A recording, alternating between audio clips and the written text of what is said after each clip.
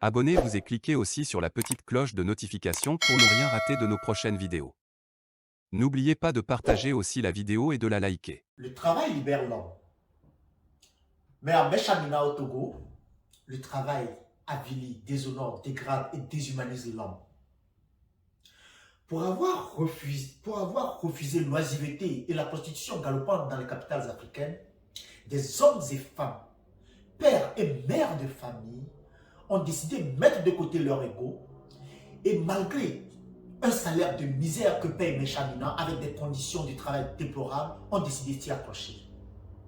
Pour avoir usé de leur droit de grève en réclamant entre autres de meilleures conditions du travail, une révalorisation de leur salaire et des périodes moins longues pour accéder au CDI, près de 3000 employés sont jetés à la rue comme des malpropres par cette entreprise Mesh Amina. Comble de ridicule, cette entreprise Mesh Amina inscrite dans la zone franche jouit d'avantages énormes, d'avantages fiscaux énormes. Entre autres, exonération des taxes et impôts, mais aussi exonération douanière sur tout ce qui est matières premières, véhicules utilitaires, équipements et j'en passe. Alors, comment comprendre qu'une entreprise qui brasse des milliards de bénéfices par an dans ce pays, qui jouit des avantages que lui offrent les lois en vigueur, puisse fouler aux pieds la dignité de ces hommes et femmes, mais pas ricocher la souveraineté d'un pays. De quelle est en fait cette protection que les premiers dirigeants de cette entreprise ont pour oser faire ce qu'ils sont en train de faire? Comment comprendre qu'une entreprise qui n'est ni en faillite, ni en défaut de paiement, qui a brassé des milliards de bénéfices l'année dernière à la fin de son exercice, puisse jeter du jour au lendemain près de 3000 employés et quelques jours après rouvrir ses portes pour embaucher d'autres. Qu'on laisse de côté cette histoire de lettres et d'excuses et autres, c'est fouler au-delà de la dignité de ces employés qu'elle considère d'ailleurs comme des esclaves, mais aussi la dignité, la souveraineté d'un peuple, d'un pays qui est en jeu.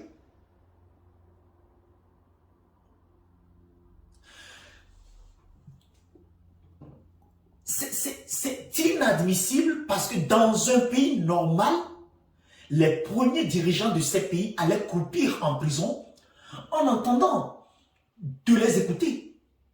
Mais qu'est-ce qu'on constate?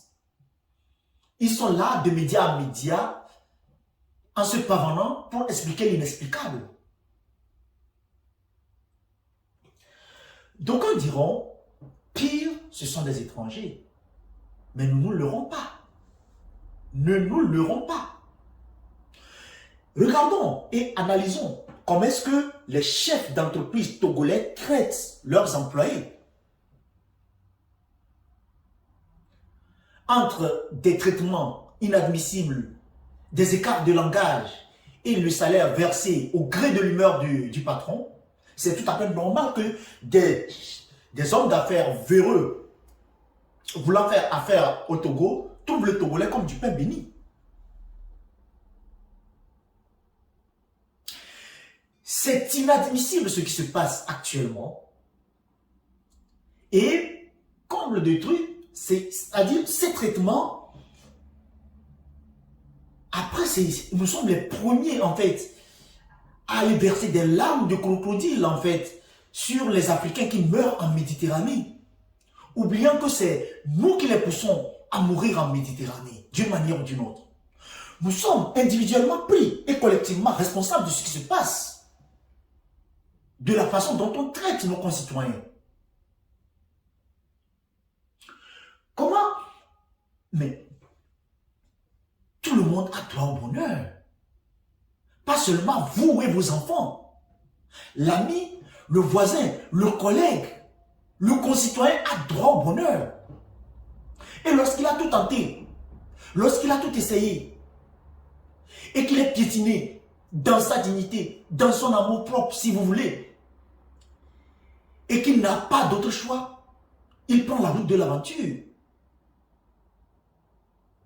S'il faut être piétiné dans son propre pays, esclave dans son propre pays, autant l'être ailleurs. Et on le retrouve sur la route de l'aventure. Et c'est encore nous sur les réseaux sociaux qui serons les premiers à écrire non à l'esclavage en Libye.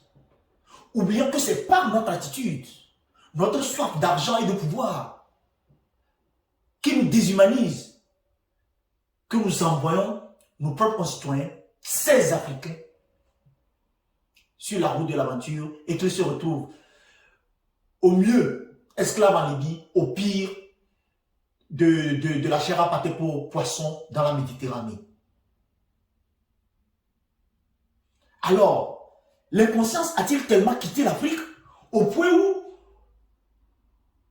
piétiner son voisin pour quelques billets de banque et s'inscrire dans la normalité?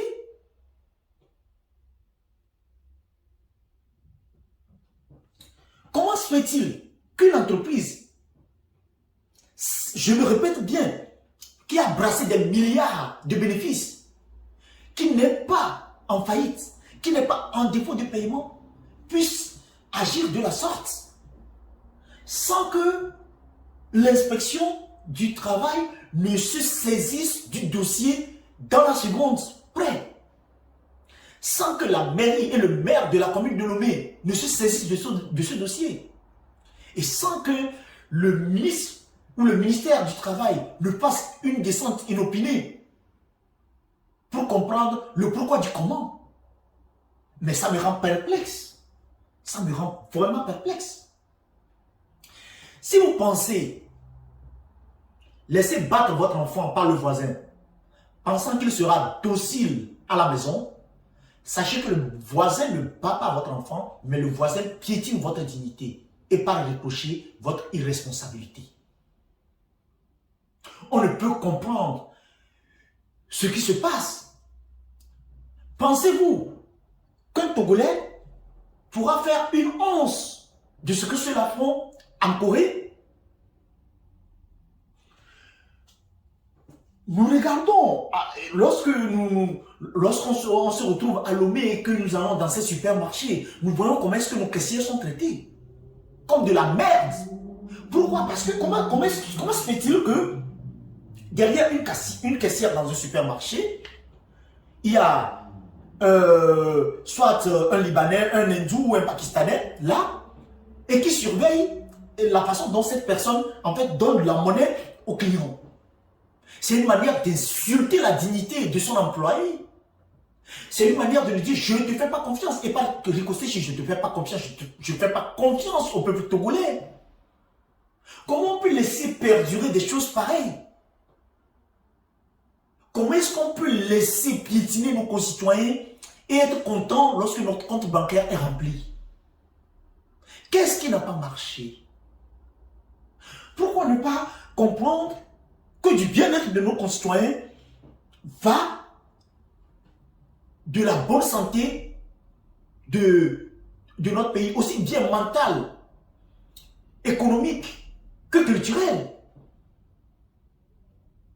Un citoyen mal dans sa peau ne peut produire pour ce pays. Or, les pays du Nord ont peur de la vitalité de notre population, de la vitalité de cette jeunesse. Mais si vous les traitez comme des moins que rien, quelles seront leurs propositions, quelles seront leurs valeurs ajoutées à notre économie qui tarde à se relever, qui tarde à se développer?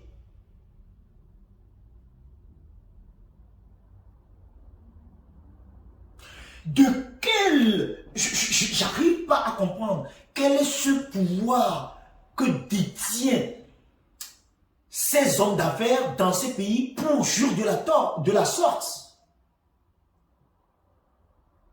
Ils jugent d'une impunité pas possible. Et comme de malheur, Ce sont nos propres frères qui viennent faire en fait le service après-vente en se pavant sur les médias pour expliquer l'inexplicable, cette bassesse, cette couardise. Mais à un moment donné, arrêtons. Lorsqu'on analyse un tout petit peu les esclaves en Libye, ils sont gardés par qui? Par des geôliers qui sont aussi africains, nos propres frères. Alors, sachez et sachons que toutes les personnes qui trempent dans cette histoire de Mèche Amina, qui déroulent le tapis rouge à ces individus, ces vils individus qui viennent piétiner nos concitoyens, sachez que vous êtes pire que les geôliers en Libye. Oui. Mais a-t-on besoin de piétiner ses concitoyens pour être riche, pour être heureux? Hier, sans tomber dans la victimisation, hier, c'était nos parents qui avaient vendu leurs propres frères pour quelques miroirs. Aujourd'hui, c'est nous, sans morale, sans vision, sans idée, sans projection, qui vendons nos propres frères pour quelques billets de banque. Mais il faut que ça s'arrête. Il faut que ça s'arrête. Likez la vidéo si ce n'est pas déjà fait. Laissez aussi votre point de vue en commentaire.